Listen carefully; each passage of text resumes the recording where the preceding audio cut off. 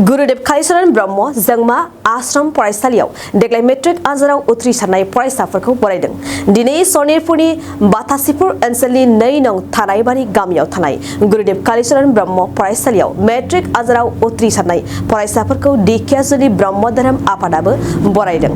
Matric आनजादाव ओनसोलनि top 10 मासि लानानै उथ्रिसारनाय फरायसाफोरखौ दिनै मान होनानै बरायनाय जायो।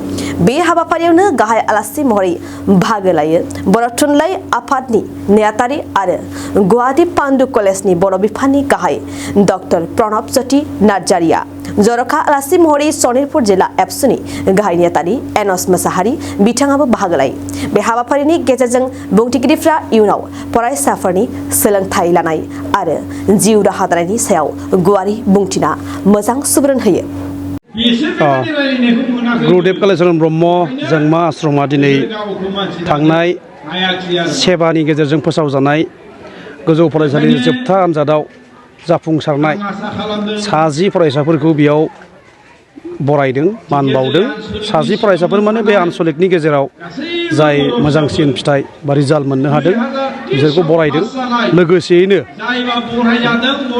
गुरुदेव कालीचरण ब्रह्म जोंमा आश्रमनि साफ्रोमबो उथ्रिसारनाय फरायसाफोरखौ बिथांमोना बरायदों। बियो फरायसाफोरखौ थुलुंगा होनायनि मोनसे मोजां हाबाफारि आरो बेफोरबायदि हाबाफारिनि गेजेरजों फैबाय थानाय उन जोलैनि बा जाखांफुनाय फरायसाफोरखौ थुलुंगा होनो हागोन, जों बेखौ मिजिंथिनो हायो। आरो गुरुदेव कालीचरण ब्रह्म जोंमा आश्रमा बियो ब्रह्म धोरोमनिल' फरायसालि नङा होननानै आं खोनानानै जोबोद गोजोननाय मोनदों। बेयाव गुबुन गुबुन धोरोमनि सुबुंफोराबो बेयाव फरायो आरो बियो मोनसे सोलोंथायारि आबहावा गायसननायाव मोनसे मोजां हाबाफारि आरो बिथांमोना इयुनाव आरो बिनिख्रुइ साबसिन हामसिन आरो रिजाल्ट मोनबावथों। बिथांमोननि इसिं दाथाया जौगाबावनांगौ दङ, बेफोरखौ बिथांमोना मावफुंनो हागोन बेखौ आं मिजिंथियो।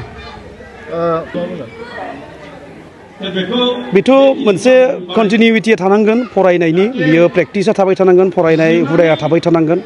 गोबां फरायसाफोरा फरायसालि सोलायनाय लोगो लोगो बा गोजौ सोलोंथाइनि थाखाय गुबुन फसंथानाव थांनाय लोगो लोगो खायसे फरायसाफ्रा बै कन्टिनिउटिया थाया। मेट्रिक थाखोसिम जेरैबायदि फरायदोंमोन बा गार्जेननि गोजानाव थानानै मालाबा बिसोरनि माबाया एसे दोरोदलाङो।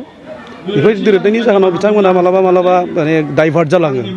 नाथाय बे फरायनायनि जिथु कनसिस्टेन्सि थानांगोन आरो गार्जेनफ्रा नोजोर होनांगोन, फोरोंगिरिफ्रा नोजोर होनांगोन। आथिखालनि लाइमोनफ्रा समाज बेरेखा खामानियाव गोबां नांथाबबाय, बेनि सायाव नोंथाङा मा बुंनो सानो? बेथ' मोनसे बिराद गाज्रि आबहावा। दा बेयो बर'निल' नङा, जोंनि सारा आसाम बा जोंनि सा सानजा भारतआवनो बे फरायसाफोरनि गेजेराव समाज बेरेखा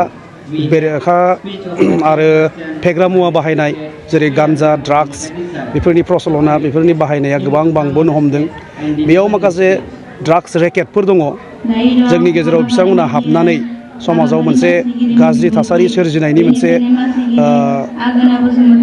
हाबाफारियाव बिथांमोना हाबसोमनानै दङ। जों बेफोरखौ आइडेन्टिफाइ खालामनानै होबथानायनि राहा लानांगोन। दिनै गुरुदेव कालीचरण ब्रह्म जोंमा आश्रम बाथासिपुराव थानाय 2 नं थारायबारियाव गायसननाय बे फरायसालिया देग्लायनि 2023 मायथाइनि मेट्रिक आनजादाव उथ्रिसारनाय फरायसाफोरखौ बरायनाय हाबाफारि लादों।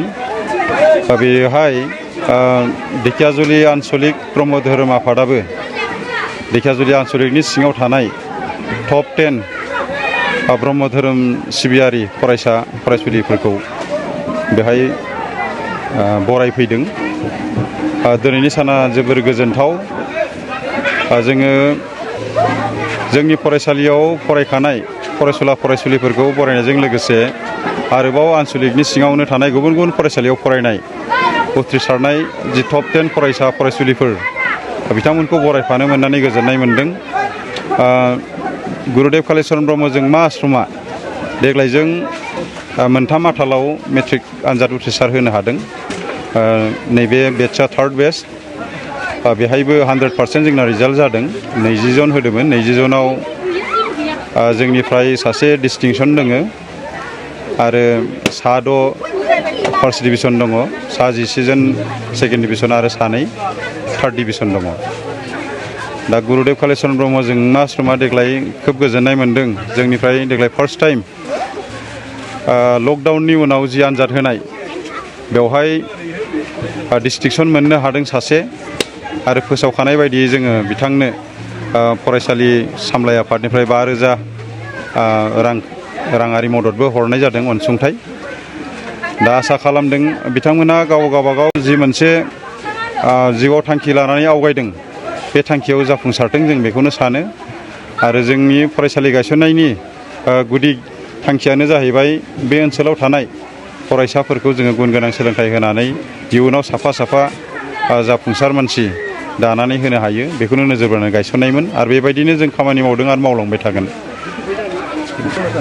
ना रिजाल्टखौ आं बेखौ थोजासे होननानै बुंनो थाङा, नाथाय थुलुंगा होनो थाखाय बुंनांगोन जोङो जिहेथु मालाबा सम आरो थासारिजों जाबायदि सानो बेबायदि रिजाल्टआ फैया, थिग बेबायदिनो फार्स्ट डिभिजना जाबायदि फैनांगौमोन बेबायदि फैयाखिसै।